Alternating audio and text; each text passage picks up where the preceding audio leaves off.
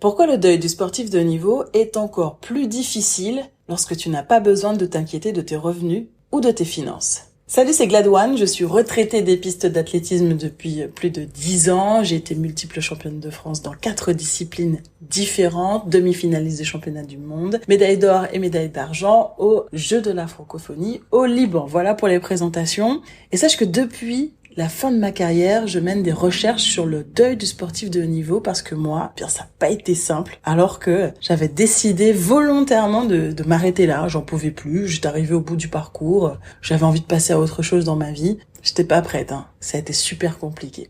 Je sais pas pour toi, mais déjà, durant ma carrière, c'était un peu je t'aime moi non plus avec mon sport. J'avais pleine conscience que je vivais un truc exceptionnel, mais je disais à tout le monde, notamment à ma mère, que je vivais dans une prison dorée. Parce que le truc était génial d'un côté, mais d'un autre, j'avais de telles contraintes sans avoir les résultats espérés. Je voulais être la première française à 15 mètres, je voulais avoir l'or olympique, et pourquoi s'arrêter en si bon chemin? Je voulais également le record du monde. Est-ce que tu t'imaginais comme moi entendre les clameurs de la foule, la Marseillaise, et tu t'imaginais sur la première marche du podium? D'ailleurs, quand j'entends la Marseillaise aujourd'hui, je suis toujours un petit peu émue, et selon le résultat du sportif, c'est pas difficile de me sortir la larme. À l'époque, moi, j'étais étudiante et j'étais aussi pauvre qu'une étudiante peut l'être, mais j'étais en équipe de France, donc tu comprends, l'amour du maillot me galvanisait, me portait, mais les poches étaient vides. Et dans ma classe, il y avait 2 mecs. Un qui jouait en CFA à Rouen, et qui avait tous les avantages dus à son rang, elle avait déjà une voiture, elle avait le style, il arrivait, il était habillé stylé. Il y en avait un autre qui jouait en Pro B, et qui était surtout le meilleur ami d'un ancien basketteur très très connu, meneur très connu en NBA, et anciennement marié à une actrice de télé, elle aussi très connue. Mais franchement, tu sais quoi?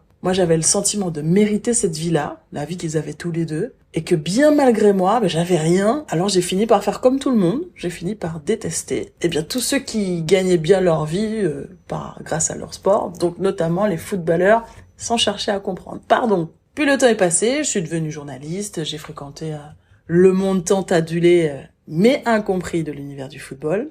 Et attention, j'ai même été en couple plusieurs années avec un footballeur professionnel qui compte quelques reconnaissances nationales et internationales. Et évidemment, ma vision sur cet univers a changé. Et croyez-moi, je suis persuadée que l'après-carrière est encore plus difficile pour les footballeurs ou pour tous les autres sportifs qui ont eu un cocon autour d'eux. Alors moi, je vais parler plus du monde du football que j'ai vraiment côtoyé de l'intérieur.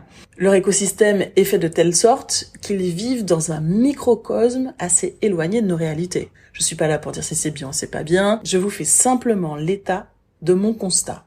Arrivés pour la plupart très tôt dans un centre de formation, ils ont été pris en charge, puis ballottés de club en club par les agents. Pour certains, ils avaient le choix du club, pour d'autres, ils ont plus subi les décisions des clubs. Et à l'époque, le plus petit salaire de Ligue 1 était de 5 000 €. Et pour certains, ils se déplacent avec une horde de potes à qui ils payent à boire et à manger. Et encore, j'ai même rencontré des footballeurs qui faisaient appel à des conciergeries, donc ils ne se baladaient même pas avec des moyens de paiement. Ils avaient embauché un service de conciergerie qui était chargé de toutes les petites besognes, telles que payer les factures du restaurant ou des boîtes, penser à acheter des cadeaux pour madame, sans oublier d'acheter le cadeau pour la maîtresse. Oui, tu l'avais compris. J'ai même rencontré un footballeur très connu qui a un amour, Il payait à dîner à une dizaine de ses proches, plutôt des potes, après chaque match à domicile, alors que lui ne mangeait pas. Il avait jamais faim les soirs de match, il buvait pas d'alcool, mais il offrait toutes les bouteilles et toute la nourriture que souhaitaient ses potes. Pour l'anecdote, nous avons séjourné chez lui quelques jours. Il nous a généreusement prêté sa voiture, mais en plus, il a gentiment glissé une enveloppe d'argent, de poche, dans la boîte à gants de la voiture, dont on n'avait évidemment pas besoin, puisque je t'ai dit plus haut que mon ancien compagnon était lui aussi joueur professionnel. Je vous explique tout ça pour vous montrer à quel point, en fait, c'est un conditionnement dans leur réalité, un mindset qu'ils connaissent depuis longtemps et en plus qu'ils rêvaient d'avoir depuis tout petit. Quand on arrive à ce niveau de revenu, c'est de plus en plus fréquent maintenant de voir les sportifs qui ont gagné beaucoup d'argent investir pour faire prospérer leurs revenus, pour avoir moins d'inquiétude financière une fois la retraite arrivée, et évidemment pour toute la descendance. Mais voilà, on a autant besoin de raisons de vivre que de quoi vivre. Je me répète, on a autant besoin de raisons de vivre que de quoi vivre. Je m'explique. Une fois la question de la survie résolue et qu'à 35-40 ans on se retrouve à la retraite, il nous reste encore 40 ans à vivre. Que va-t-il faire de tout ce temps? Comment avoir une bonne raison de se lever le matin alors que ta survie n'est pas menacée? Crois-moi, c'est pas si simple. Tu te souviens des dimanches où t'as pas envie de te lever, tu veux faire la grasse mat, mais en fait t'en as marre, t'as pas envie de rester dans ton lit, mais tu sais même pas quoi faire. Tu allumes Netflix, mais t'as pas envie de regarder Netflix. Tu traînes au lit, mais c'est pas ce que tu veux faire, tu te sens mal. Imagine 40 ans de dimanche matin comme cela. Sans perspective d'avenir, sans motivation, alors que depuis tout petit, tu te levais pour accomplir ton rêve d'enfant. Alors parfois, tu as quelques sollicitations de ci, de là, qui te permettent éventuellement d'avoir un but dans la journée. Mais c'est peut-être pas tous les jours. Et pour le voir au quotidien, ce n'est pas le planning qui fait que tu as plus la pêche ou pas. Ce serait peut-être même l'inverse. Moi, j'ai suivi la carrière de certains à la télé, et quand je les écoute aujourd'hui, ce sont évidemment plus les mêmes. Pourtant, ils continuent de montrer le visage du sportif, puisque c'est ce pourquoi ils sont invités, mais d'un autre côté, ils ont déjà changé. Et c'est normal, puisque moi, je me souviens, j'ai arrêté il y a 10 ans, et je me sens plus du tout la même. Non seulement on perd d'un coup son environnement, mais en plus, on a tout le temps de le constater. Le temps libre nous permet de constater à quel point on sait plus quoi faire. Moi, je me souviens, il était 18h, j'étais rentrée chez moi, j'avais quitté le bureau. À l'époque, je vivais encore avec ma meilleure amie, je la regarde, je dis, mais qu'est-ce que font les gens à 18h? Il y avait le maillon faible à la télé. Je dis, mais les gens, ils regardent le maillon faible? Mais c'est à ça que va ressembler ma vie jusqu'à la fin de mes jours. Et je peux te dire que j'ai eu un sentiment de panique incroyable.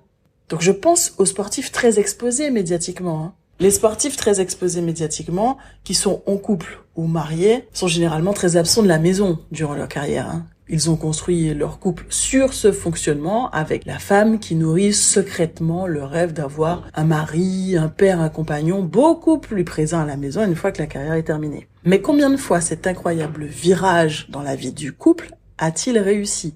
Je veux dire réellement. Je parle pas des faux semblants, je parle pas des michtos qui sont là par intérêt. Je parle pas des fausses familles parfaites sur Internet. Je parle de la vraie vie. Des gens qui sont heureux d'être ensemble. Combien de grosses disputes, voire de divorces, ont pris naissance à ce moment-là?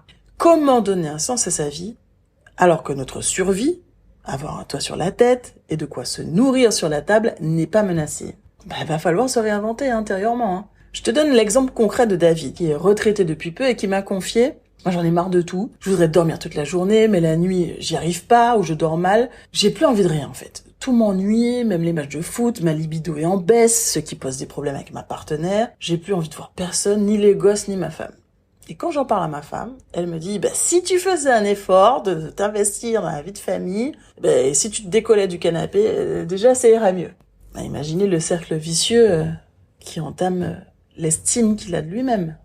Dépression ou pas, le passage est forcément délicat. Attention, ce n'est pas parce que l'on arrête sa carrière que l'on est forcément dépressif. C'est une période d'adaptation qui dure plus ou moins longtemps et qui est plus ou moins douloureuse, mais rares sont les changements qui se passent sans douleur. Et si vous avez le sentiment d'être dans un état de dépression, ce n'est qu'un état, ce n'est pas votre définition, donc vous pouvez le modifier grâce notamment à certaines clés. Et ça, c'est la bonne nouvelle.